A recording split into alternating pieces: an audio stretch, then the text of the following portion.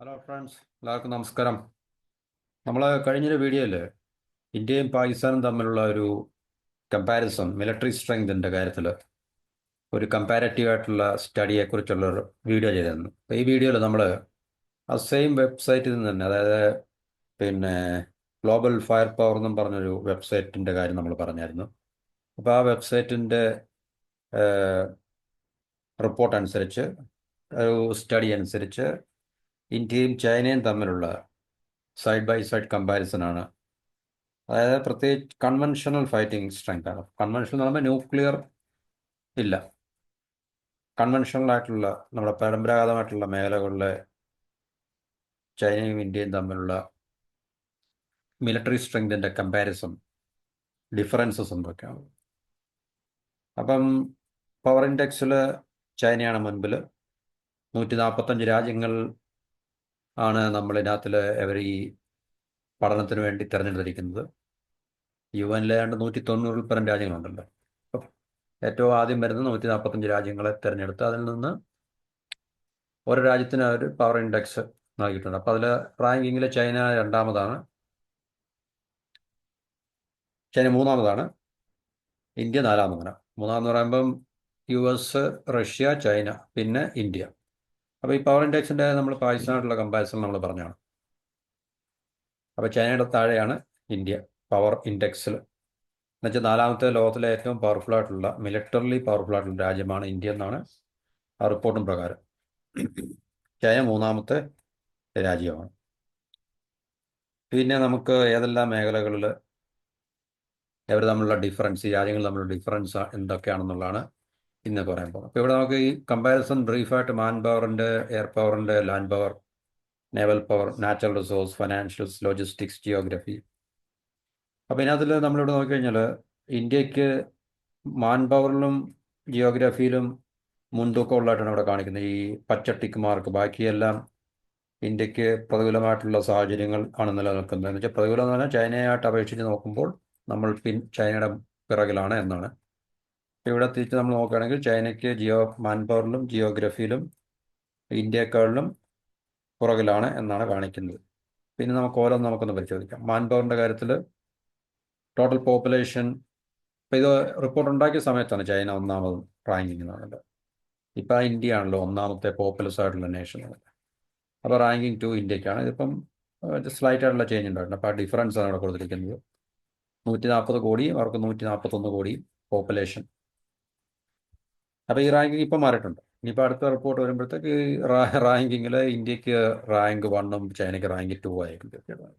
Okay, അതത്ര വലിയ കാര്യമൊക്കെ.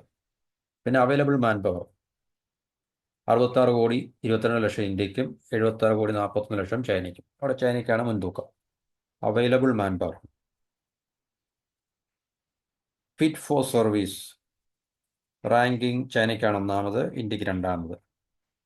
ചൈനയുടെ ഫിറ്റ് ഫോർ സർവീസ് എന്ന പട്ടാളത്തിൻ്റെ, ഡിഫൻസിൻ്റെ കാര്യമാണ് പറയുന്നത്. പറ്റാവുന്നവരെ 1000, 15 ലക്ഷം, 10 ലക്ഷം കോടി, 62 കോടി ഫിറ്റ് ഫോർ സർവീസാണ്. എന്ന് വെച്ചാൽ ഒരു രാജ്യത്ത് അവർക്ക് സർവീസ് ചെയ്യാൻ ഫിറ്റായിട്ടുള്ള ആൾക്കാരുടെ എണ്ണമാണ്. സർവീസിലുണ്ടെന്നുള്ളതല്ല, സർവീസ് ചെയ്യാൻ ഫിറ്റായിട്ടുള്ള ആൾക്കാർ. എന്ന് വെച്ചാൽ ഇത്ര ഏജ് മുതൽ ഇത്ര ഏജ് വരെ ഫിറ്റായിട്ടുള്ള ആൾക്കാരെന്ന് ഉള്ളൊരു ക്രൈറ്റീരിയ അടിസ്ഥാനത്തിലായിരിക്കും. അപ്പോൾ ഇന്ത്യയിൽ അത് 52 കോടി 27 ലക്ഷം. കാരണം പോപ്പുലേഷൻ്റെ ഡിഫറൻസ് കാരണം ചൈനയ്ക്ക് ഒന്നാമത്തെ റാങ്കും ഇന്ത്യക്ക് രണ്ടാമത്തെ റാങ്കുമാണ്. പിന്നെ ഓരോ വർഷവും മിലിറ്ററി ഏജ്, എന്നുവെച്ചാൽ മിലിറ്ററിയിൽ ചേരാൻ ഉള്ള പ്രായം എത്തുന്ന ആൾക്കാരുടെ എണ്ണം ഇന്ത്യക്കാണ് ഏറ്റവും കൂടുതൽ. എത്രയാണ്? 110, 1000, 15 ലക്ഷം, 10 ലക്ഷം കോടി, 2 കോടി 39 ലക്ഷം. ചൈനയ്ക്കത് പിന്നെ 110, 1000, 15 ലക്ഷം, 10 ലക്ഷം കോടി, 1 കോടി 98 ലക്ഷം മാത്രമേ ഉള്ളൂ ചൈനയ്ക്ക്. അപ്പോൾ ഇവിടെ ഈ ഇന്ത്യക്ക് ഈ ഒരു പിന്നെ അഡ്വാൻറ്റേജ് കിട്ടുന്ന ഒരു പക്ഷേ ഇന്ത്യയിലെ യങ് പോപ്പുലേഷൻ്റെ എണ്ണം കൂടുതലുണ്ടായിരിക്കും. കാരണം 18 വയസ്സാണല്ലോ കണക്കാക്കപ്പെടുന്നത്. ചൈന ഏജ് ആയിക്കൊണ്ടിരിക്കുകയാണ്, ചൈന വയസ്സായിക്കൊണ്ടിരിക്കുകയാണ്. അപ്പോൾ അവിടെ ഒരു പക്ഷേ യങ് പോപ്പുലേഷൻ്റെ എണ്ണം കുറവായതുകൊണ്ടും ഇന്ത്യയിൽ യങ് പോപ്പുലേഷൻ്റെ എണ്ണം കൂടുതലായതുകൊണ്ടായിരിക്കും ഒരു പക്ഷേ ഈ ഒരു റാങ്കിങ്ങിൽ ഇന്ത്യക്ക് ചൈനയെക്കാളും മുന്നിൽ എത്താൻ ഒരു കാരണമായിട്ടുള്ളത്. പിന്നെ ആക്റ്റീവ് പേഴ്സണൽ, അതിലും ചൈനയാണ് ഒന്നാമത്തെ റാങ്കിൽ. 2,35,000 എന്നുവെച്ചാൽ സർവീസിലുള്ള ആൾക്കാരുടെ എണ്ണമാണ്. ഇന്ത്യയിൽ 1,45,000, 14,55,000. ഇവിടെ 20,35,000, സോറി, 2 ലക്ഷമല്ല, 20,35,000, 14,55,000 ആക്റ്റീവ് പേഴ്സൺ എന്ന് വെച്ചാൽ സർവീസിലുള്ള മൊത്തം ആൾക്കാരാണ്. നേവിയിലും ആർമിയിലും എയർഫോഴ്സിലും പിന്നെ പാരാമിലിറ്ററിയിലും BSFിലും CRPFിലും എന്നൊക്കെ പറയുന്ന പോലെ തന്നെ എല്ലാ എൻ്റയർ സർവീസിലുള്ള ആക്റ്റീവ് പേഴ്സണിലാണ്. ചൈനയ്ക്ക് 20,35,000, ഇന്ത്യക്ക് 14,55,000. അപ്പോൾ അവിടെയും ചൈനയ്ക്കാണ് റാങ്കിങ് ഒന്നാമത്. പിന്നെ റിസർവ് പേഴ്സണൽ ഇന്ത്യക്കാണ് ഏറ്റവും കൂടുതൽ. ചൈനയ്ക്ക് 5,10,000 റിസർവ് പേഴ്സണലേ ഉള്ളൂ. ഇന്ത്യക്ക് അത് 11,55,000 ഉണ്ട്. റിസർവിൽ വെച്ചിരിക്കുന്ന പേഴ്സൺ എന്ന് വെച്ചാൽ ജോയിൻ ചെയ്യാൻ ഏത് സമയത്തും വിളിച്ചു കഴിഞ്ഞാൽ ജോയിൻ ചെയ്യാൻ പരുവത്തിലുള്ള ആൾക്കാരുടെ റിസർവ് എന്ന് നമ്മൾ പറയും. പിന്നെ പാരാമിലിറ്ററി ഫോഴ്സിൻ്റെ കാര്യത്തിൽ ഇന്ത്യക്കാണ് ഒരു ഫേവറബിൾ ആയിട്ടുള്ള പൊസിഷൻ. റാങ്കിങ് 2 ആണ് പാരാമിലിറ്ററി ഫോഴ്സിൽ. റാങ്കിങ് 1 ആർക്കായിരിക്കും? ഒന്നുകിൽ അമേരിക്കയ്ക്കോ റഷ്യക്കായിരിക്കും ചിലപ്പോൾ. അപ്പം ചൈനയ്ക്ക് അത് റാങ്കിങ് 4 ആണ്. 6,25,000 ഉള്ളൂ. ഇന്ത്യക്ക് 25,27,000 ഉണ്ട്, വളരെ കൂടുതലാണ്. പിന്നെ അടുത്ത് നമുക്ക് ഫൈനാൻഷ്യൽ എന്ന് പറയുന്ന ഒരു ക്രൈറ്റീരിയ മാനദണ്ഡം വെച്ച് രണ്ട് രാജ്യങ്ങൾ തമ്മിൽ ഡിഫൻസ് ബജറ്റാണ് ആദ്യത്തെ. നമ്മൾ പാകിസ്ഥാനുമായിട്ടുള്ള ഡിഫറൻസ് പഠിച്ചപ്പോൾ ഇന്ത്യയുടെ ഡിഫൻസ് ബജറ്റ് $75 ബില്യൺ ആണെന്ന് പറഞ്ഞു. ഇവിടെ ചൈനയുടെ $266 ബില്യൺ, 266.85, 267 എന്ന് കൂട്ടിക്കും, അല്ല 270 കൂട്ടിക്കും. $270 ബില്യൺ പിന്നെ ചൈനയുടെ ഡിഫൻസ് ബജറ്റ് ഉണ്ട്, ആനുവൽ ഡിഫൻസ് ബജറ്റാണ്. അപ്പോൾ ഇന്ത്യയുടെ 75. അപ്പോൾ 75 എന്ന് പറയുമ്പം എത്ര മടങ്ങ് വരും? 75 150 പിന്നെയും വരും, 2-3 മടങ്ങ് വരും തീർച്ചയായിട്ടും ചൈനയുടെ ഡിഫൻസ് ബജറ്റ് എന്ന് പറഞ്ഞാൽ ഇന്ത്യയെക്കാളും. അത് ഓഫ് കോഴ്സ് നമ്മളുടെ സമ്പദ് വ്യവസ്ഥയുടെയും വ്യത്യാസത്തിൽ ആ ഒരു അന്തരം നമുക്ക് ഉള്ളത് കൊണ്ട് തീർച്ചയായിട്ടും ചൈനയ്ക്ക് കൂടുതൽ പണം സ്പെൻഡ് ചെയ്യാൻ, അവരുടെ ഡിഫൻസിന് വേണ്ടി സ്പെൻഡ് ചെയ്യാൻ നമ്മളെക്കാൾ ഉണ്ടെന്നുള്ള കാര്യം നമുക്കത് മനസ്സിലാക്കാം. പിന്നെ എക്സ്റ്റേണൽ ഡെറ്റ്, അതായത് വിദേശ കടങ്ങളാണ്. വിദേശ കടത്തിലും ചൈനയാണ് മുമ്പിൽ. ഇന്ത്യക്ക് 116ാമത്തെ റാങ്കാണ്, ചൈനയ്ക്ക് 130ാമത്തെ റാങ്കാണ്. എന്ന് വെച്ചാൽ ചൈന താഴെയാണ്. എന്നുവെച്ചാൽ ഇന്ത്യയെക്കാളും വിദേശ കടം കൂടുതൽ ചൈനയ്ക്കാണ്. ഇന്ത്യയുടെ വിദേശ കടം $371 ബില്യൺ ആണ്. ചൈനയുടെ വിദേശ കടം $1,218 ബില്യൺ ആണ്. അതെന്ന് പറഞ്ഞാൽ ചിലപ്പോൾ ഒരുപക്ഷെ ഇത് 1.21 ട്രില്യൺ ആയിരിക്കാം, അല്ലേ? അല്ലെങ്കിൽ 1,218 ബില്യൺ ഉണ്ട്. അപ്പോൾ ഇന്ത്യയെക്കാളിലും തീർച്ചയായിട്ടും 3,9, 4 ടൈം അവർ മുമ്പിലാണ്. 4 ടൈമോളം, അതായത് 4 മടങ്ങോളം ചൈനയുടെ എക്സ്റ്റേണൽ ഡെറ്റ്, വിദേശ കടങ്ങൾ ഇന്ത്യയെക്കാളിലുണ്ട്. അപ്പോൾ ഇന്ത്യ അക്കാര്യത്തിൽ ചൈനയെക്കാളും മെച്ചപ്പെട്ട അവസരമാണ്. മെച്ചപ്പെട്ട അവസരം പറയുമ്പോൾ ഇന്ത്യയുടെ സമ്പദ് വ്യവസ്ഥയിലുള്ള വളർച്ച ഇനിയും മുമ്പോട്ട് ഉണ്ടാകും തോറും ഈ പറഞ്ഞ എക്സ്റ്റേണൽ ഡെറ്റും കൂടും തീർച്ചയായിട്ടും, അത് സംശയമൊന്നുമില്ല. ഓക്കെ, അടുത്ത ഫോറിൻ റിസർവ്. ഫോറിൻ റിസർവിൻ്റെ കാര്യത്തിൽ ചൈന വളരെ പണ്ട് ജപ്പാനായിരുന്നു $1 ട്രില്യൺ റിസർവ് ഉള്ള ജപ്പാനായിരുന്നു. ഇപ്പം ജപ്പാൻ 2ാം സ്ഥാനത്താണ്. ജപ്പാൻ ഇപ്പോൾ 1 ട്രില്യൺ സംതിങ്, 1 ട്രില്യൺ പ്ലസ് ഉള്ളൂ. ചൈനയ്ക്ക് $3.45 ട്രില്യൺ ഫോറിൻ റിസർവാണ്, വിദേശ നാണ്യശേഖരം. ഇന്ത്യക്ക് $627 ബില്യൺ ആയിട്ടുള്ളൂ. 1 ട്രില്യൻ്റെ അടുത്തെന്ന് പറഞ്ഞാൽ 200 ചില്ലാനം, 300 ചില്ലാനം ബില്യൺ നമ്മൾ കരസ്ഥമാക്കിയാൽ മാത്രമേ നമുക്ക് $1 ട്രില്യൺ റിസർവ് ആകാൻ സാധിക്കത്തുള്ളൂ. ചൈന ആ സ്ഥാനത്ത് $3.45 ട്രില്യൺ റിസർവ് അവർക്കുണ്ട്. അപ്പോൾ ലോകത്തിലെ നമ്പർ 1 റാങ്കിങ് അവർക്കാണ്. 2ാമത് ജപ്പാനാണ്. 3ാമത് പിന്നെ അമേരിക്ക. ഇന്ത്യക്ക് 5ാം റാങ്കാണ്. അപ്പം 4ാമത് തീർച്ചയായും റഷ്യ ആകാനാണ് സാധ്യത. റഷ്യ ജർമ്മനിയോ അല്ലായിരിക്കും, അത് കൃത്യമായിട്ട് എനിക്കറിയില്ല, നോക്കണം നമുക്ക്. ഇന്ത്യക്ക് 5ാം റാങ്കിങ് ആണ്. 4ഉം 5ഉം ആയിട്ട് ഇന്ത്യ ഇങ്ങനെ നിൽക്കുന്നുണ്ട്. ഇന്ത്യ റഷ്യ തമ്മിൽ അങ്ങോട്ടും ഇങ്ങോട്ടുള്ള വ്യത്യാസം കുറച്ച് വ്യത്യാസമുള്ളൂ. റഷ്യക്ക് ഏകദേശം 600 ചില്ലാനം ബില്യൺ ഫോറിൻ റിസർവ് ഉണ്ട് അവർക്കാണ്. പിന്നെ പർച്ചേസിംഗ് പവറിൽ, ഈ പർച്ചേസിംഗ് പവർ, ഈ ഫിഗർ എങ്ങനെയാണെന്ന് എനിക്കറിയത്തില്ല എന്താണുള്ളത്. ഇന്ത്യ റാങ്കിങ് 3ാമതാണ്, ചൈനയുടെ റാങ്കിങ് 1ാമതാണ്. അപ്പോൾ ഇതാണ് ഫൈനാൻഷ്യൽസ്. പിന്നെ എയർ പവർ നോക്കുകയാണെങ്കിൽ വലിയ അന്തരമുണ്ട് ഇന്ത്യയും ചൈനയൊക്കെ തമ്മിൽ. നമ്മൾ എയർഫോഴ്സിൻ്റെ പവർ നോക്കുകയാണെങ്കിൽ ഇന്ത്യക്ക് ടോട്ടൽ എയർക്രാഫ്റ്റ് 2,229 ഉള്ളൂ, ചൈനയ്ക്ക് 3,309 ഉണ്ട്. ഫൈറ്റർ എയർക്രാഫ്റ്റ് ഇന്ത്യക്ക് 513, ചൈനയ്ക്ക് 1,212. അപ്പോൾ ഇന്ത്യയുടെ എയർഫോഴ്സിൻ്റെയൊക്കെ പിന്നെ സ്ക്വാഡ്രൻസ് ഒക്കെ വളരെ പരിതാപകരമായിട്ടുള്ള അവസ്ഥയിലാണ്. കാരണം 10-40 സ്ക്വാഡ്രൺ വേണ്ടിടത്ത് ഇപ്പോൾ 10-30 സ്ക്വാഡ്രൻസുകളേ ഉള്ളൂ. ആ ഉള്ളതിൽ തന്നെ പല സ്ക്വാഡ്രൻസിലെ ഫൈറ്റർ എയർക്രാഫ്റ്റ്സും ഒക്കെ തന്നെ പഴഞ്ചനും ഓൾഡും ഒക്കെ ആയി തുടങ്ങി. അപ്പോൾ അതിനെയൊക്കെ മാറ്റിക്കഴിഞ്ഞാൽ തീർച്ചയായിട്ടും സ്ക്വാഡ്രൻ്റെ എണ്ണം കുറയും. അപ്പോൾ ഇന്ത്യ ഇക്കാര്യത്തിൽ വലിയൊരു ക്രൈസിസ് നേരിട്ടുകൊണ്ടിരിക്കുന്ന സമയമാണ് ശരിക്കും പറഞ്ഞത്. അപ്പോൾ ഫൈറ്റർ എയർക്രാഫ്റ്റ് 513, പിന്നെ ചൈനയ്ക്ക് 1112. ഡെഡിക്കേറ്റഡ് അറ്റാക്കിലും ചൈന 371, ഇന്ത്യക്ക് 130. പിന്നെ സോറി,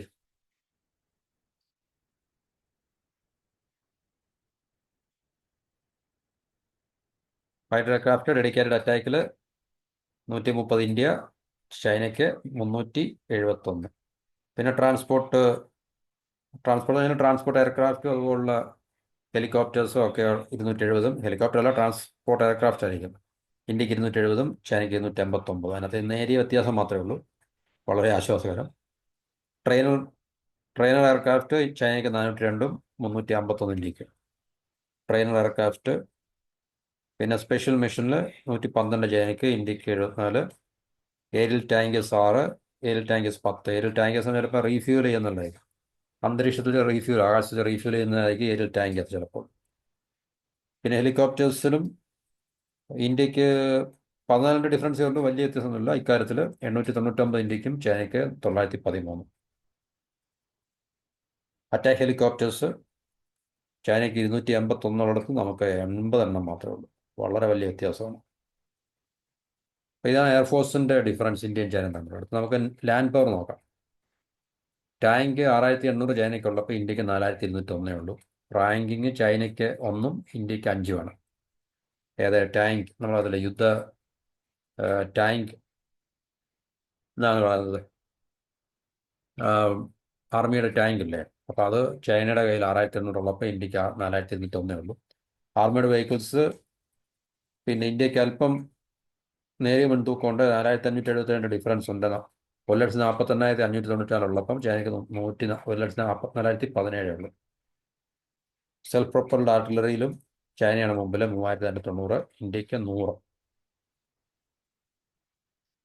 ടോഡ് ആർട്ടിലറിയിൽ ഇന്ത്യക്ക് മുൻതൂക്കമുണ്ട്, 3975, ചൈനയ്ക്ക് 1000 ഉള്ളൂ. മൊബൈൽ റോക്കറ്റ് പ്രൊജക്ടേഴ്സിൽ ഇന്ത്യക്ക് 264 ഉള്ളൂ, ചൈനയ്ക്ക് 2750 വലിയ വ്യത്യാസമാണ്. ഇനി നേവൽ പവർ നോക്കിക്കഴിഞ്ഞാൽ ഫ്ലീറ്റ് സ്ട്രെങ്ത് 293, എന്നുവെച്ചാൽ ഇന്ത്യയുടെ മൊത്തം കൂടെ 293 ഷിപ്പും സബ്മറൈനും എല്ലാം കൂടെ ഉള്ളൂ. എയർക്രാഫ്റ്റ് കാര്യം എല്ലാം കൂടെ ചൈനയുടെ കയ്യിൽ 754 ഉണ്ട്. എയർക്രാഫ്റ്റ് കാര് ചൈനയ്ക്ക് 3, ഇന്ത്യക്ക് 2. ഓക്കെ, വലിയ വ്യത്യാസമൊന്നുമില്ല, കാരണം ഇന്ത്യ അടുത്ത് പണിയാൻ വേണ്ടിയൊക്കെ പിന്നെ എല്ലാം തുടങ്ങിക്കഴിഞ്ഞു തോന്നുന്നു. അപ്പോൾ അതിൻ്റെ കാര്യത്തിൽ ചൈനയ്ക്ക് 2ാമത്തെ റാങ്കിങ്, ഇന്ത്യക്ക് 3ാമത്തെ റാങ്കിങ്ങാണ്. ഒന്നാമത്തെ ഓഫ് കോഴ്സ് അമേരിക്കയ്ക്കാണ് ഏറ്റവും കൂടുതൽ എയർക്രാഫ്റ്റ് കാരിയേഴ്സ് ഉള്ളത്. ഹെലികോപ്റ്റർ കാരിയേഴ്സ് ചൈനയ്ക്ക് 4, ഇന്ത്യക്ക് 0. സബ്മറൈൻ ചൈനയ്ക്ക് 61 സബ്മറൈൻ ഉള്ളപ്പം, അന്തർവാഹിനികളുള്ളപ്പോൾ ഇന്ത്യക്ക് 18 ഉള്ളൂ. അക്കാര്യത്തിലൊക്കെ ഇന്ത്യക്ക് വളരെ ഒത്തിരി മുമ്പോട്ട് പോകേണ്ടിയിരിക്കുന്നു. ഡിസ്ട്രോയേഴ്സിൻ്റെ കാര്യത്തിൽ 50 ചൈനയ്ക്ക്, ഇന്ത്യക്ക് 13. ഫ്രിഗേറ്റ്സ് 47 ചൈനയ്ക്കുള്ളപ്പോൾ ഇന്ത്യക്ക് 14 ഉള്ളൂ. കോവിറ്റ്സ് 72 ചൈനയ്ക്ക്, ഇന്ത്യക്ക് 18. പെട്രോൾ വെസൽസ് 150 ചൈനയ്ക്കുള്ളപ്പോൾ ഇന്ത്യക്ക് 135, 15 വ്യത്യാസമുള്ളത്. പിന്നെ അതാണ് മൈൻ വാർഫെയറിലും ചൈന ഒത്തിരി മുമ്പിലാണ്, പിന്നെ ഇന്ത്യക്ക് 0 എന്നാണ് കാണിക്കുന്നത്. മൈൻ വാർഫെയർ എന്ന് ഉദ്ദേശിക്കുന്നത് എന്തെന്ന് അറിയില്ല. ഇനി മൈൻ സ്വീപ്പേഴ്സ് അതുള്ള കാര്യങ്ങളൊക്കെ ആണെങ്കിൽ ഇന്ത്യക്ക് മൈൻ സ്വീപ്പേഴ്സ് ഉണ്ടെന്ന് തോന്നുന്നു. പിന്നെ ലോജിസ്റ്റിക്സ് പ്രധാനപ്പെട്ടൊരു ഏരിയയാണ് ലോജിസ്റ്റിക്സ് എന്നല്ലോ. ചൈനയ്ക്ക് 531 എയർപോർട്ട് ഉള്ളപ്പോൾ ഇന്ത്യക്ക് 311 എയർപോർട്ട്. ഇക്കാര്യത്തിൽ ഇന്ത്യക്ക് വളരെ മുൻപോട്ട് പോകേണ്ടതുണ്ട്. അതുപോലെ ഈ താഴെ പറയുന്ന മെർച്ചൻ്റ്, ഇത് നമ്മളെ ഈ മെർച്ചൻ്റ് ഷിപ്പിൻ്റെ കാര്യമാണ്, മെർച്ചൻ്റ് മറൈൻ. ചൈനയ്ക്ക് 8314 ഉള്ളപ്പോൾ ഇന്ത്യക്ക് 1959 ഉള്ളൂ. ചൈനയുടെ റാങ്ക് 2, ഇന്ത്യക്ക് 12ാമത്തെ റാങ്കുമാണ്. അപ്പോൾ ഇന്ത്യ ഇക്കാര്യത്തിൽ അടുത്ത 10 വർഷത്തിനുള്ളിൽ ടോപ്പ് 10 വരാനുള്ള ശ്രമങ്ങൾ നടത്തിക്കൊണ്ടിരിക്കുകയാണ്. പിന്നെ പോർട്സ് ആൻഡ് ടെർമിനൽസും ചൈനയ്ക്ക് 66, ഇന്ത്യക്ക് 56, വലിയ വ്യത്യാസമൊന്നുമില്ല. അപ്പോൾ അവിടെ ഇന്ത്യ കാര്യമായിട്ടുള്ള മുന്നേറ്റങ്ങളൊക്കെ നടത്താനുള്ള ശ്രമമുണ്ട്, ഒത്തിരി ഇൻവെസ്റ്റ്മെൻറ്റുകളൊക്കെ നടക്കുന്നുണ്ട്. ലേബർ ഫോഴ്സ് 77,92,00,000 ചൈനയ്ക്ക്, ഇന്ത്യക്ക് 59,37,00,000. എന്നുവെച്ചാൽ ജോലിയിൽ ഏർപ്പെട്ടിരിക്കുന്ന ആൾക്കാരുടെ എണ്ണമാണ്. അപ്പോൾ അതുകൊണ്ട് തന്നെ അവരുടെ എക്കണോമിക് പ്രൊഡക്ടിവിറ്റി, അല്ലെങ്കിൽ കൂടുതൽ അവർക്ക് പ്രൊഡക്ടിവിറ്റി കിട്ടാനുള്ള സാധ്യതയും ഉണ്ട്. റോഡ് വൈസ് ഇന്ത്യക്കാണ് ഏറ്റവും കൂടുതൽ 63,71,000, ചൈനയ്ക്ക് 52,00,000. താഴെ ഒരു റോഡ് വൈസ് പറയുന്നുണ്ട്. ഇത് നമ്മൾ പാകിസ്ഥാൻ ഇന്ത്യ തമ്മിലുള്ള കമ്പാരിസണിൽ ഇത് തമ്മിലുള്ള ഡിഫറൻസ് എന്താണെന്ന് എനിക്ക് മനസ്സിലായില്ല. കാരണം ഇവിടെ റോഡ് വൈസ് കാണിക്കുന്നു, ഇവിടെ റോഡ് വൈസ് കാണിക്കുന്നു, എന്താണെന്നറിയില്ല. എന്നാലും അവിടെ ചൈനയ്ക്ക് റാങ്കിങ് 2, ഇന്ത്യക്ക് റാങ്കിങ് 4, മേളിൽ റാങ്കിങ് 2ഉം 3ഉം ആയിട്ടാണ്. ഈ ഡിഫറൻസ് അറിയില്ല എന്താണെന്നുള്ളത്, ഈ റോഡ് വൈസ് തമ്മിലുള്ള. പിന്നെ നാച്ചുറൽ റിസോഴ്സ്, ഓയിൽ പ്രൊഡക്ഷൻ്റെ കാര്യത്തിൽ ചൈന മുമ്പിലാണ്, ഇന്ത്യ വളരെ പുറകിലാണ്. മനസ്സിലായില്ല. ചൈനയ്ക്ക് 5ാമത്തെ റാങ്ക് ഉള്ളപ്പോൾ ഇന്ത്യക്ക് 23ാമത്തെ റാങ്കിങ്ങേ ഉള്ളൂ. എന്നുവെച്ചാൽ ലോകത്തിലെ ഓയിൽ പ്രൊഡ്യൂസ് ചെയ്യുന്നത് 23ാമത്തെ വലിയ രാജ്യമാണ് ഇന്ത്യ. ചൈന 5ാമത്തെ വലിയ രാജ്യമാണ് ഓയിൽ പ്രൊഡ്യൂസ് ചെയ്യുന്നത്. ഓയിൽ കൺസംഷൻ്റെ കാര്യത്തിൽ ഇന്ത്യയാണ് മുമ്പിൽ. ഇന്ത്യക്ക് 124ാമത്തെ റാങ്കും ചൈനയ്ക്ക് 125ാമത്തെ റാങ്കും. അതിൻ്റെ അളവ് ഇവിടെ കൊടുത്തിട്ടുണ്ട്. നമുക്കത് 100, 100, 1000, 14 ലക്ഷം, 10 ലക്ഷം, കോടി, 15 കോടി, അല്ല 1,51,48,000 ബാരൽ, 5 കോടി, 100, 100, 1000, 14 ലക്ഷം, 10 ലക്ഷം, അല്ലത് 100, 100, 1000, 14 ലക്ഷം, 10 ലക്ഷം, 50,49,000 അല്ലേ. ഇത് 100, 10, 100, 1000, 14 ലക്ഷം, 10 ലക്ഷം കോടി. അവിടെ വ്യത്യാസമുണ്ടല്ലോ. ഓയിൽ കൺസംഷനിൽ ഇന്ത്യക്ക് അനുകൂലമായിട്ട് കാണിച്ചിരിക്കുന്നു. 100, 10, 100, 1000, 14 ലക്ഷം, 10 ലക്ഷം കോടി, 1,99,000 ബാരൽ ഡിഫറൻസ്. എന്താണെന്ന് അറിയില്ല. എന്തായാലും ഇന്ത്യക്ക് റാങ്കിങ് 124 ആണ്. ഇത് ചൈനയ്ക്ക് 125ാമത്തെ റാങ്കിങ് ആണ്. പക്ഷേ ഈ ബാരൽ നോക്കുമ്പോൾ ഏറ്റവും കൂടുതൽ ചൈനയ്ക്കാണ്, ഇന്ത്യക്ക് കുറവാണ്. പക്ഷേ ഇന്ത്യക്ക് റാങ്കിങ് കൂടുതലായിരിക്കും. ഓക്കെ, അടുത്ത പ്രൂവൺ ഓയിൽ റിസർവിൽ ചൈനയാണ് മുമ്പിൽ, 13ാമത്തെ റാങ്ക് ഉള്ളപ്പോൾ ഇന്ത്യക്ക് 22ാമത്തെ റാങ്കിങ് ഉണ്ട്. എന്നുവെച്ചാൽ ഏറ്റവും കൂടുതൽ ഓയിൽ റിസർവ് ഉള്ളത്, ഇതുവരെ കണ്ടുപിടിക്കപ്പെട്ടിട്ടുള്ളത് ഏറ്റവും കൂടുതൽ ഓയിൽ റിസർവ് ഉള്ളത് ചൈനയ്ക്കാണ് കൂടുതൽ. അതിൽ നാച്ചുറൽ ഗ്യാസ് പ്രൊഡക്ഷൻ്റെ കാര്യത്തിലും ചൈനയാണ് മുമ്പിൽ. പ്രൊഡക്ഷൻ്റെ കാര്യത്തിലാണ് റാങ്കിങ് 4 ചൈനയ്ക്കുള്ളപ്പോൾ ഇന്ത്യക്ക് 23ാമത്തെ റാങ്കിങ് ആണുള്ളത്. അപ്പോൾ മെഷർ ഇവിടെ പറയുന്നുണ്ട്, അവിടെ പറയുന്നുണ്ട്. പിന്നെ നാച്ചുറൽ ഗ്യാസ് കൺസംഷൻ്റെ കാര്യത്തിൽ ഇന്ത്യക്കാണ് റാങ്കിങ് കൂടുതൽ. മുമ്പത്തെ നമ്മൾ ഓയിൽ കൺസംഷൻ്റെ കാര്യം പറഞ്ഞല്ലോ തന്നെ, ഓയിൽ കൺസംഷൻ്റെ കാര്യത്തിൽ ഇന്ത്യക്കാണ് റാങ്കിങ് കൂടുതൽ. അതുപോലെ നാച്ചുറൽ ഗ്യാസ് കൺസംഷൻ്റെ കാര്യത്തിലും ഇന്ത്യക്കാണ് റാങ്കിങ് മുമ്പിലുള്ളത് ചൈനയെക്കാളിലും. അതെന്താണെന്ന് അറിയില്ല. കൺസംഷനെ കൂടുതൽ കൺസ്യൂം ചെയ്യുന്നത് എന്നുള്ളതാണ്. ഇപ്പോൾ ഇന്ത്യക്ക് ഏറ്റവും കൂടുതൽ കൺസ്യൂം ചെയ്യുന്നത് ഗ്യാസും ഓയിലും ഒക്കെ ചൈനയെക്കാളും. പിന്നെ പ്രൂവൺ നാച്ചുറൽ ഗ്യാസ് റിസർവ് ചൈനയ്ക്കാണ് 7ാമത്തെ റാങ്കിങ് ആണ്, ഇന്ത്യക്ക് 24ാമത്തെ റാങ്കിങ് ആണ്. അപ്പോൾ ഇതൊക്കെ ചൈന സംബന്ധിച്ച് വലിയ അഡ്വാൻറ്റേജ് ആണല്ലേ, തീർച്ചയായിട്ടും. കാരണം ഇത്രയും പ്രൂവൺ ഗ്യാസ് റിസർവും ഓയിൽ റിസർവും ഒക്കെ ഉള്ളപ്പോൾ അവർക്ക് തീർച്ചയായിട്ടും ഇതിനുവേണ്ടി മറ്റുള്ള രാജ്യങ്ങളെ ആശ്രയിക്കുന്നത് കുറയ്ക്കാം. പക്ഷേ ഇന്ത്യക്ക് റാങ്കിങ് ഒത്തിരി കുറവിലായതുകൊണ്ട്, റിസർവ് കുറവായതുകൊണ്ടും നമുക്കതൊരു ഡിസഡ്വാൻറ്റേജ് ആണ് ഇരിക്കുന്നത്. പിന്നെ കോൾ പ്രൊഡക്ഷനിൽ ചൈന 1ാമതും ഇന്ത്യ 2ാമതുമാണ്. റാങ്കിങ് ചൈനയ്ക്ക് 1, ചൈനയ്ക്ക് 2ാമത്. കോൾ കൺസംഷനിൽ ഇന്ത്യയാണ്, കൺസംഷൻ്റെ കാര്യത്തിലെല്ലാം ഇന്ത്യയാണ് മുൻപിൽ, ഓയിലിൻ്റെയും ഗ്യാസിൻ്റെയും നാച്ചുറൽ ഗ്യാസിൻ്റെയും കോളിൻ്റെയും എല്ലാം. പ്രൊഡക്ഷൻ്റെ കാര്യത്തിൽ അതുപോലെ തന്നെ റിസർവിൻ്റെ കാര്യത്തിലെല്ലാം ചൈനയാണ് മുമ്പിൽ. അപ്പോൾ ഇവിടെ പ്രൂവൺ കോൾ റിസർവിലും ചൈനയാണ് മുമ്പിൽ, റാങ്കിങ് 4ാമത്തെ, ഇന്ത്യക്ക് റാങ്കിങ് 5ാമത്തെ. പിന്നെ ജിയോഗ്രഫി, ഏറ്റവും കൂടുതൽ സ്ഥലം ചൈനയ്ക്കാണുള്ളത്. ഇന്ത്യക്ക് ഇത്ര സ്ക്വയർ കിലോമീറ്ററേ ഉള്ളൂ. എത്ര? 100, 10, 100, 1000, 14 ലക്ഷം, 32,87,261 സ്ക്വയർ കിലോമീറ്റർ. അപ്പോൾ ചൈനയ്ക്ക് 95,96,960 സ്ക്വയർ കിലോമീറ്റർ. അപ്പോൾ ചൈനയാണ് ജിയോഗ്രാഫിക്കലി വലിയ രാജ്യം. ഷെയർഡ് ബോർഡർ എന്ന് വെച്ചാൽ അതിർത്തി പങ്കിടുന്നത് നമുക്ക് 13,858 കിലോമീറ്ററും ചൈനയ്ക്ക് 22,457. അപ്പോൾ അതൊരു ഡിസഡ്വാൻറ്റേജ് ഉണ്ടായിരിക്കും ചിലപ്പം ചൈനയ്ക്ക് ഒരു റാങ്കിങ്ങിൽ പുറകിൽ വന്നിട്ടുള്ളത്. എന്നുവെച്ചാൽ നമുക്ക് 13,858 കിലോമീറ്ററിൻ്റെ ബോർഡറെ നമ്മൾ ഷെയർ ചെയ്യുന്നുള്ളൂ മറ്റുള്ള രാജ്യങ്ങളുമായിട്ട്. ചൈന 22,457, 7-8 രാജ്യങ്ങളുമായിട്ട് ചൈന ബോർഡർ ഷെയർ ചെയ്യുന്നുണ്ട്, ചെറുതും വലുതായിട്ടുണ്ട്. കോസ്റ്റ് ലൈനിലും ചൈനയാണ് മുമ്പിൽ, 14,500 കിലോമീറ്ററിൻ്റെ കടൽ തീരമുണ്ട്. ഇന്ത്യക്ക് 7,000 കിലോമീറ്ററിൻ്റെ ഓളം കടൽ തീരമുള്ളൂ. വാട്ടർ ബേസിലും ചൈനയാണ് മുമ്പിൽ, 27,700 കിലോമീറ്റർ, ഇന്ത്യക്ക് 14,500 കിലോമീറ്റർ. അപ്പോൾ ഇത്രയാണ് പ്രധാനപ്പെട്ട ചില ഏരിയാസ് മാനദണ്ഡങ്ങൾ വെച്ചിട്ടുള്ള ഒരു ഡിഫറൻസ് ഈ റിപ്പോർട്ട് അനുസരിച്ച്. അപ്പോൾ ഒട്ടുമിക്ക എല്ലാ മേഖലകളിലും ചൈന തന്നെയാണ് മുൻപന്തിയിലുള്ളത്. നമ്മൾ ഓയിൽ കൺസംഷൻ്റെ, നാച്ചുറൽ ഗ്യാസ് കൺസംഷൻ്റെ, കോൾ കൺസംഷൻ്റെ, അപ്പോൾ ഇങ്ങനെയുള്ള ചില മേഖലകളൊക്കെ ചൈനയെക്കാളും മുൻപന്തിയിലാണ്. കൺസംഷൻ്റെ കാര്യത്തിൽ നമ്മൾ മുൻപന്തിയിലാണ്. ബാക്കി പ്രൊഡക്ഷൻ്റെ റിസർവിൻ്റെ ഒക്കെ കാര്യത്തിൽ ചൈന തന്നെയാണ് മുൻപന്തിയിൽ. പിന്നെ എയർഫോഴ്സും നേവിയും ആർമിയൊക്കെ എടുത്തു നോക്കിക്കഴിഞ്ഞാൽ ഒട്ടുമിക്ക എല്ലാ പിന്നെ മേഖലകളിലും അല്ലെങ്കിൽ ഏരിയയിലും ചൈനയ്ക്ക് തന്നെയാണ് മുൻതൂക്കവും വലുപ്പവും ഉള്ളതെന്നുള്ള കാര്യം നമുക്ക് മനസ്സിലാക്കും. വലുപ്പത്തിൽ കാര്യമൊന്നുമില്ല, കാരണം അവരുടെ ക്വാളിറ്റിയും ബാക്കിയുള്ള കാര്യങ്ങളൊക്കെ ഒരുപക്ഷെ നമുക്ക് ഇച്ചിരി ഒരു സസ്പീഷ്യസ് ആണ്. എന്നും പറഞ്ഞ് ഇന്ത്യയുടെ ഡിഫൻസ് ഒരിക്കലും അത്ര മോശമായിട്ടുള്ള കാര്യമല്ല. സൈസിൽ നമ്മൾ അവരെക്കാൾ കുറവാണെന്ന് വിചാരിച്ച് നമുക്ക് ആ ഒരു പവർ ഇല്ല എന്നുള്ളതല്ല. പക്ഷേ ഈ സ്റ്റാറ്റിസ്റ്റിക്സ് അനുസരിച്ച് സൈസിൽ ചൈന എല്ലാം കൂടുതൽ ആയിട്ട് എയർക്രാഫ്റ്റിൻ്റെ കാര്യത്തിലും ഷിപ്പിൻ്റെ കാര്യത്തിലും എയർക്രാഫ്റ്റ് കാരിയറിൻ്റെ കാര്യത്തിലും അതുപോലെ മറ്റുള്ള എല്ലാ ക്രൈറ്റീരിയ അനുസരിച്ചും ചൈനയ്ക്ക് ഒരു അപ്പർ ഹാൻഡ് ഉണ്ടെന്ന് നമുക്ക് ഇതിനകത്ത് നിന്ന് മനസ്സിലാക്കാം. എന്നാൽ തന്നെയും അതിൻ്റെ അർത്ഥം ഇന്ത്യ ഒട്ടും മോശമായിട്ടുള്ളൊരു മിലിറ്ററി പവർ അല്ല. കാരണം ലോകത്തിലെ 4ാമത്തെ വലിയ മിലിറ്ററി ശക്തിയായിട്ടാണ് ഈ റിപ്പോർട്ട് അനുസരിച്ച് തന്നെ, ഈ പവർ ഇൻഡെക്സ് അനുസരിച്ച് അവർ പറഞ്ഞിരിക്കുന്നത്. ചൈനയ്ക്ക് 3ാമത്തെ റാങ്കുള്ളൂ, ഇന്ത്യക്ക് 4ാമത്തെ റാങ്കാണ്. ഈ ഡിഫറൻസ് ഒക്കെ ഉണ്ടായിട്ട് തന്നെ മനസ്സിലായില്ല.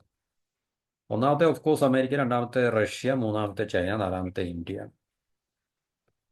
അപ്പോൾ ഇതാണ് ഇന്ത്യയും ചൈനയും തമ്മിലുള്ള military side by side comparison എന്ന് പറയുന്നത്. അപ്പോൾ ഇത് കൺവെൻഷണൽ ഫൈറ്റിംഗ് സ്ട്രെങ്ത് ആണ് ശരിക്കും പറഞ്ഞാൽ. കൺവെൻഷണൽ പറഞ്ഞാൽ ന്യൂക്ലിയറിൽ പരമ്പരാഗതമായിട്ടുള്ള മേഖലകളെ പരിഗണിച്ചുകൊണ്ടുള്ള ഈ ഒരു കമ്പാരിസൺ അനുസരിച്ച് ഇത്രയും പ്രധാനപ്പെട്ട മേഖലകൾ, അതായത് man power, air power, land power, naval power, natural resource, financials നമ്മൾ പറഞ്ഞു, ലോജിസ്റ്റിക്സ് പറഞ്ഞു, ജിയോഗ്രഫി. അപ്പോൾ ഈ ലോജിസ്റ്റിക്സിൻ്റെ കാര്യത്തിൽ ഇന്ത്യക്ക് വളരെയധികം മുൻപോട്ട് ഒത്തിരി ഇൻവെസ്റ്റ്മെൻറ്റുകൾ നടത്തുകയും റോഡ്, പോർട്ട്, എയർപോർട്ട്, അപ്പോൾ ഈ മേഖലകളൊക്കെ നമുക്ക് വൻതോതിലുള്ള ഇൻവെസ്റ്റ്മെൻറ്റുകൾ നടത്തേണ്ടതായിട്ടുണ്ട്. അതുപോലെ തന്നെ നമ്മളുടെ എയർ പവർ, നേവൽ പവർ ഇതൊക്കെ വൻതോതിൽ നമുക്ക് വർദ്ധിപ്പിക്കേണ്ടതുണ്ട്. ഒരുപക്ഷെ ലാൻഡ് പവർ ഓക്കെ ആയിരിക്കും, ആർമിയുടെ പവർ ഓക്കെ ആയിരിക്കും, പക്ഷേ എയർ പവറും നേവൽ പവറും ഒക്കെ നമുക്ക് വൻതോതിൽ നമുക്ക് ഇൻവെസ്റ്റ് ചെയ്ത് പിന്നെ മുന്നോട്ട് പോകേണ്ടതായിട്ടുണ്ട്. പിന്നെ നാച്ചുറൽ റിസോഴ്സ് നമുക്ക് അതിനകത്ത് നമുക്ക് ചെയ്യാൻ പറ്റത്തില്ല. കിട്ടുന്ന ഉള്ള സാധനം കൊണ്ട് നമ്മൾ തൃപ്തിപ്പെടുക എന്നുള്ളത്, പ്രകൃതി തന്ന എന്താണെന്ന് വെച്ചാൽ അതുകൊണ്ട് നമ്മൾ തൃപ്തിപ്പെടുക എന്നുള്ളത് നമുക്ക് വേറെ ചെയ്യാൻ പറ്റത്തില്ല. ഇതൊക്കെ നമ്മുടെ ഇടപെടൽ കൊണ്ട് മാത്രം നമുക്ക് മാറ്റിയെടുക്കാൻ സാധിക്കും. അതുപോലെ മാൻ പവർ അല്ലേ, പോപ്പുലേഷനെ നമുക്കിപ്പം ഉള്ള പോപ്പുലേഷനകത്തിൽ നിന്ന് അവൈലബിൾ ആയിട്ടുള്ള പോപ്പുലേഷനകത്ത് നിന്ന് മാത്രമേ നമുക്ക് അതും നമുക്ക് ഉപയോഗിക്കാൻ പറ്റില്ല. ബാക്കി കാര്യങ്ങളൊക്കെ നമുക്ക് മാറ്റിയെടുക്കാൻ പറ്റുന്നതാണ്. എയർ പവർ ആയാലും ലാൻഡ് പവർ ആയാലും നേവൽ പവർ ആയാലും ഫൈനാൻഷ്യൽസും ലോജിസ്റ്റിക്സും ഒക്കെ തന്നെ. ജിയോഗ്രഫി നമുക്കൊന്നും ചെയ്യാൻ പറ്റത്തില്ല. ഉള്ള ഭൂമിയെ നമുക്ക് എന്താണ് കൈവശപ്പെടുത്താൻ പറ്റുള്ളൂ, അല്ല നമുക്കത് കൂട്ടാതെ കുറയ്ക്കാൻ നമുക്ക് സാധിക്കത്തില്ല. അപ്പോൾ ഇത്രയാണ് പ്രധാനപ്പെട്ട കമ്പാരിസൺ ഇന്ത്യയും ചൈനയും തമ്മിലുള്ളത്. അപ്പോൾ ഇന്ത്യയും പാകിസ്ഥാനും തമ്മിലുള്ള കമ്പാരിസൺ കഴിഞ്ഞ വീഡിയോയിൽ ഞാൻ പറഞ്ഞിരുന്നു. അപ്പോൾ ആ വീഡിയോ കാണാത്തവർ അത് കാണുക തീർച്ചയായിട്ടും. അപ്പോൾ ഇനി അടുത്തൊരു വീഡിയോയിൽ നമുക്ക് ഈ US-ഉം ചൈനയും തമ്മിലുള്ള ഇതുപോലുള്ള ഡിഫറൻസ്, ഈ ഒരു മേഖലകളിൽ അവ തമ്മിലുള്ള ഡിഫറൻസ് എന്താണെന്നുള്ളത് അടുത്ത വീഡിയോയ്ക്കകത്ത് നമുക്ക് സംസാരിക്കാം. അപ്പോൾ ഇത്രയും പറഞ്ഞുകൊണ്ട് ഈ വീഡിയോ ഇവിടെ അവസാനിപ്പിക്കുന്നു. എല്ലാവർക്കും ഒരിക്കൽ കൂടി നന്ദി, നമസ്കാരം. Have A wonderful day. Channel subscribe ചെയ്യുക, സപ്പോർട്ട് ചെയ്യുക. വീണ്ടും കാണുന്നവരെ ഗുഡ് ബൈ.